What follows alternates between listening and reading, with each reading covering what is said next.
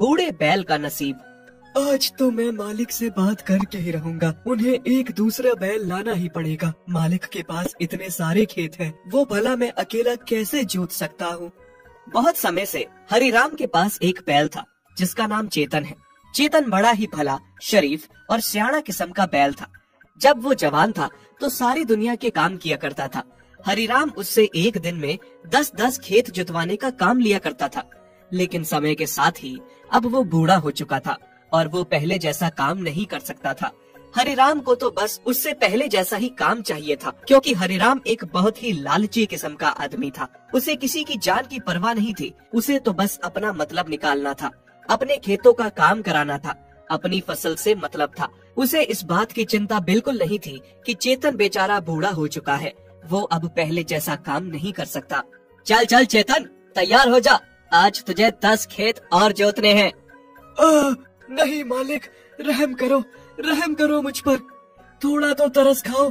अब मैं पहले जैसा जवान नहीं हूँ। मुझसे 10-10 खेत नहीं जोते जा सकते।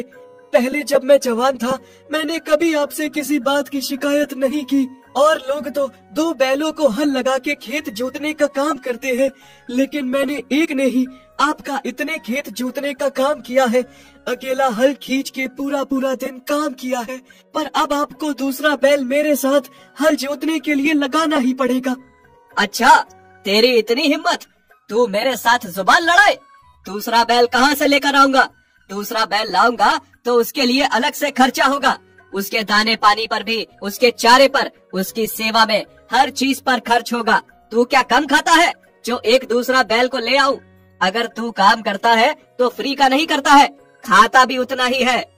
चेतन सही कह रहा है बाबा, आप खुद ही देखिए ना, वो कितने लंबे समय से हमारे घर का काम करता आया है।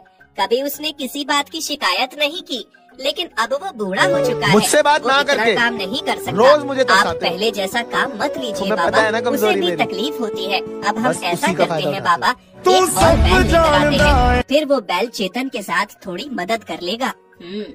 तू कुछ ज्यादा ही तरफदारी नहीं कर रहा है इस चेतन की? तुझे बोलने का हक नहीं है। जा, जो काम करने को कहा है पहले वो कर। चुपचाप जाकर खेतों में पानी लगा। मैं चेतन को लेकर आता हूँ, खेत जोतना है, बहुत काम पड़ा है बाकी। हरिराम के बेटे नीरज को चेतन पर बहुत तरस आता है, क्योंकि उसे सब पता था। वो सब जानता था कि उसके पिता बहुत गलत कर रहे हैं, लेकिन उसकी अपने पिता के आगे एक नहीं चलती थी। नीरज चेतन की मदद करना चाहता था दूसरा बैल लाकर, लेकिन उसका पिता नीरज को चेतन की मदद नहीं करने देता था। फिर खेत में हरिराम चेतन को एक हल लगाकर खेत जोतने लगा। जैसे तैसे चेतन ने एक खेत तो निकाला, लेकिन जैसे ही दूसरा खेत जोतने लगा उसकी टांगे कमजोरी से थर-थर कांपने लगी। अरे मालिक, क्या कर रहे हो आप? आपको क्यों नहीं समझ आ रहा कि अब मैं इतना काम नहीं कर सकता हूँ? मैं बहुत कमजोर और बूढ़ा हूँ। देख चेतन, नौटंकी ना कर। अभी तक तो अच्छा भला चल रहा था, अभी रुक रुक के चल रहा है। चल, नहीं तो देख मेरे से मार खाएगा। अगर तूने ऐसा नाटक किया तो मैं कल ही तुझे कसाई को बेच दूंगा और अपने लिए एक नया बैल लेकर आऊंगा। जैसे ही हरिराम ने चेतन को कसाई को बेचने की बात कही, चेतन बहुत घबरा उठा। नहीं मालिक, मुझे कसाई को मत बेचिए। तो चल फिर, जल्दी चल, काम कर, अभी बहुत काम बाकी है खेतों में। खेतों में पानी लगा रहे नीरज को चेतन पर बहुत तरस आ रहा था कि उसके पिता चेतन के साथ कितना गलत कर रहे हैं। वो मन ही मन दुखी हो रहा था। कुछ समय खेतों में काम करने के बाद देखते ही देखते चेतन धड़ाम से खेतों में गिर जाता है और कमजोरी के कारण गिर के बेहोश हो जाता है। अरे, इसको क्या बीमारी पड़ गई? नीरज सुन, ये तो गिर गया है। जैसे ही होश आए आते ही इसे घर ले आना। नीरज चेतन को उठाने की कोशिश करता है। चेतन, उठो उठो, क्या तुम पानी पियोगे? ये लो, थोड़ा सा पानी पी लो, जिससे तुम्हें होश आ जाएगा। नीरज चेतन को पानी पिलाकर होश मिलाकर घर आ जाता है। हाँ तो चेतन, इतने सालों में मुझे नहीं लगा था कि तुम बूढ़े हो गए हो, लेकिन आज सच में मुझे लग रहा है कि तुम बूढ़े हो गए हो। अब तुम कोई काम नहीं कर सकते, तुम किसी काम के नहीं रह गए हो। मुझे अब दूसरा बैल काम के लिए लाना ही पड़ेगा, और मैं तुम्हें मुफ्त का फ्री में यहाँ पर नहीं पाल सकता। मैंने तुम्हें बेचने की बात कर ली है। थोड़े दिनों में ग्राहक आता ही होगा और वो तुम्हें आकर ले जाएगा। नहीं मालिक, नहीं, रहम कीजिए मुझ पर, मुझे ना बेचिए। बस मेरे उन दिनों को याद करके मुझे रख लीजिए। मैंने आपके खेतों में शिद्दत से दिन रात काम किया है। एहसान फरामोश, मैंने क्या तुम्हारे लिए कम किया है? जितना मैंने तुम्हें खिलाया पिलाया है, किसी दूसरे घर में होते तो आज तक तुम मर चुके होते। हरिराम अपने लिए एक जवान और नया बैल लेकर आता है। वही चेतन की जगह पे उसे रखता है, खूब खिलाता पिलाता है और चेतन को बाहर ठंड में बांध देता है और ना उसे चारा देता है ना पानी। चेतन अपने मालिक से बहुत दुखी था कि उसने अपने मालिक के लिए इतना कुछ किया और वो सब भूलकर अंत में जाकर उसके साथ ये सब कर रहा है। मालिक, आप इतने खुदगर्ज हैं, मुझे नहीं पता था। आज आपने एक नया और जवान बैल लाया, उसे अंदर बांध दिया और मुझ पर इतना भी तरस नहीं है, मुझे ठंड में बाहर बांध दिया और फिर न पानी दिया न चारा। क्या हम जानवरों की बस यही औकात है? बाबा, आप ये क्या कर रहे हो? नया बैल आने से आपने चेतन को बाहर बांध दिया, हालांकि अंदर जगह भी थी उसको भी अंदर बांधने के लिए, पर आपने उसे बाहर बांध दिया। इतनी ठंड में ना उसे खाना दिया ना पानी दिया। उस बेजुबान पर थोड़ा तो तरस खाओ। अरे बेटा, तुम इतनी चिंता क्यों कर लेते हो इन जानवरों की? ये जानवर होते ही ऐसे हैं, किसी काम के नहीं होते। कुछ समय तक काम आते हैं, उसके बाद फिर बूढ़े हो जाते हैं, फिर किसी काम के नहीं रहते। और वैसे भी इस चेतन का हमें करना ही क्या है, चाहे ठंड में बंधा हो या अंदर, और चारा पानी देकर ऐसे ही क्यों बर्बाद करना है? कल ग्राहक आता ही होगा, मैंने बात कर ली है, वो इसे ले जाएगा। अब तुम चलो, सो जाओ।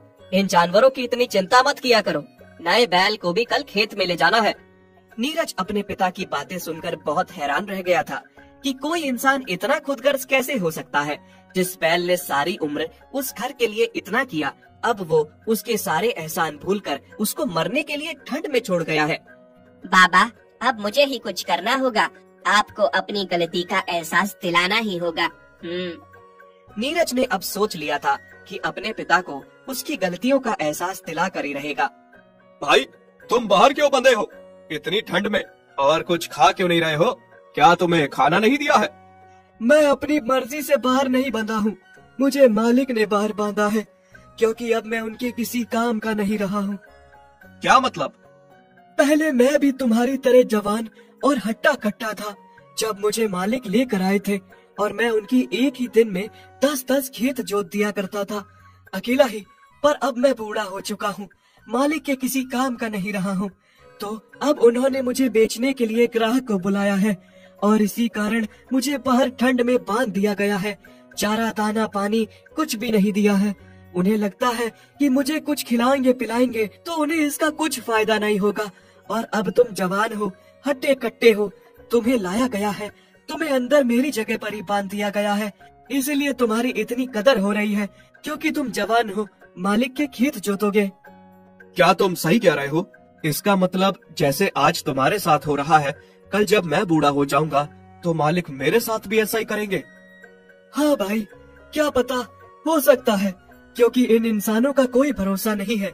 मैंने मालिक के लिए इतने साल अपनी जिंदगी के लगा दिए, उन्होंने मेरे साथ ये सब किया, तो तुम्हारे साथ करने में कौन सी बड़ी बात होगी। हरिराम का नया बैल चिंता में आ गया था कि जैसे हरिराम ने अपने पुराने बैल चेतन के साथ किया, कल को जब वो बूढ़ा हो जाएगा तो वो उसके साथ भी ऐसा ही व्यवहार करेगा। फिर अगले दिन सुबह जैसे ही ग्राहक चेतन को लेने आता है, चेतन चुपचाप ग्राहक के साथ अपनी किस्मत समझकर उदास होकर वहाँ से जाने लगता है। तभी पीछे से नीरज बोलता है, रुको, तुम मेरे बैल चेतन को ऐसे लेकर नहीं जा सकते। क्या मतलब? ये बैल तुम्हारे पिता ने मुझे बेचा है?